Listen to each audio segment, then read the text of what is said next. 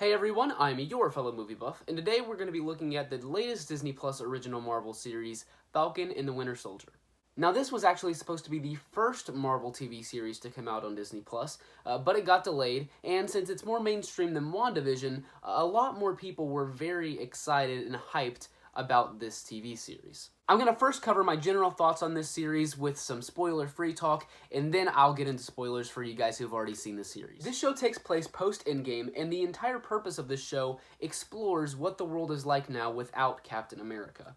This was a really interesting concept, and I believe that they executed it very well. We know that Sam was given the shield at the end of Endgame, and in this show we explore if someone will be the new Captain America, and if so, who that might be. The buddy cop relationship between Sam and Bucky here is another main theme of this series, and it's definitely a highlight. Anthony Mackie and Sebastian Stan have natural and genuine chemistry that translates really well onto the big screen. Now, Disney Plus has made sure that each of their Marvel series are different, and the big thing that separates Falcon and Winter Soldier from WandaVision is a callback to good old Marvel action. Now, I will admit that there are a lot of generic fight scenes in here, but whenever Sam is fighting, it is always fun because he's always utilizing his Falcon equipment in pretty unique ways. Now I'm about to get into spoilers, so if you haven't seen Falcon and the Winter Soldier or have seen a little bit of it but haven't finished it and don't want to get spoiled, click away now. Now the main villain or villains in this show is Karli and her Flagsmashers, but unfortunately they really weren't compelling enough for me. I feel like the show could have gone about the Flagsmashers a completely different way to make me like them, but they didn't. And Karli herself as the main villain just wasn't interesting. That might have had something to do with the actor who was portraying Karli, but if your main villain that you want me to be invested and interested in winds up being pretty dull, boring, and forgettable, that isn't good. Another thing I want to point out is the vast presence of the Flagsmashers. One world, one people. We see Karli use her phone a couple times throughout the show to use an app to call a bunch of people to her. She sometimes uses that bird whistle. And we see a big multitude of people, and you see across the globe that there's a lot of red dots implicating that there's a lot of Flagsmasher support worldwide across the globe. But unfortunately, they really just don't hone in on this specific detail at all, and they really leave Karli and her Flagsmashers feeling kind of small, compressed, and really kind of weak. We had a variety of bad guys and villains throughout this show, but the best by far for me was definitely the anti-hero John Walker, or U.S. Agent. While I hated the guy at first, both of my favorite episodes from this series were favorites largely due to his character. His arc throughout all 6 episodes is very good. He starts as a new powerhouse Cap without serum, and then his weakness and the death of his best friend make him choose the super serum. The scene of him murdering the helpless and surrendering foreign citizen in broad daylight, in public, with everyone watching and recording, will go down in history as one of the most shocking MCU moments ever. I am very excited to see more of him and his character going on in the future of the MCU. Now, the Winter Soldier has always been a cool character for me, but with the series being centered around Sam here, we didn't get as much time with Bucky. What we did get with him was good, but for me, it didn't really pay off.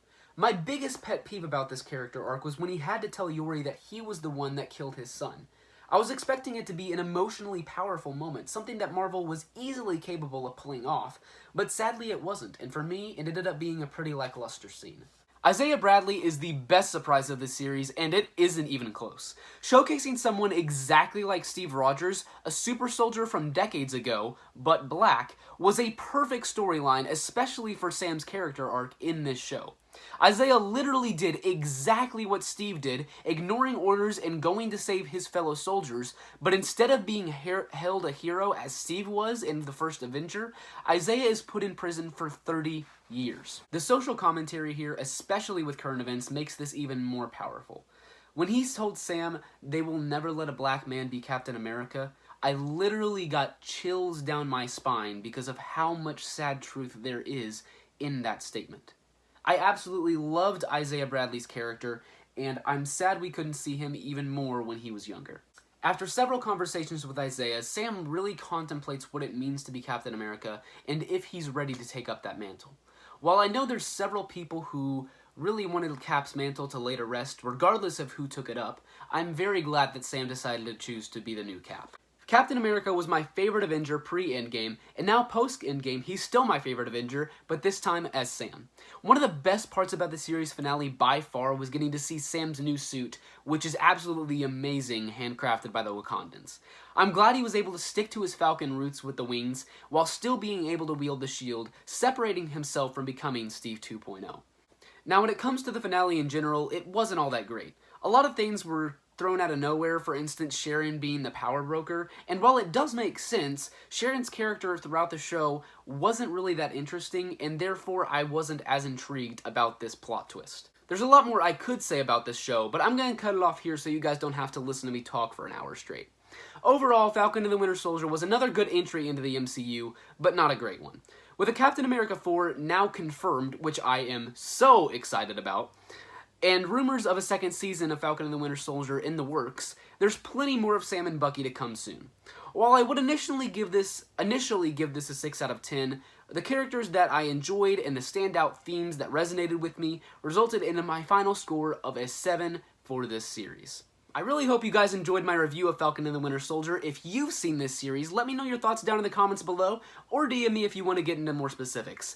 That's all I've got for today, guys. I'm your fellow movie buff, and I'll see you next time.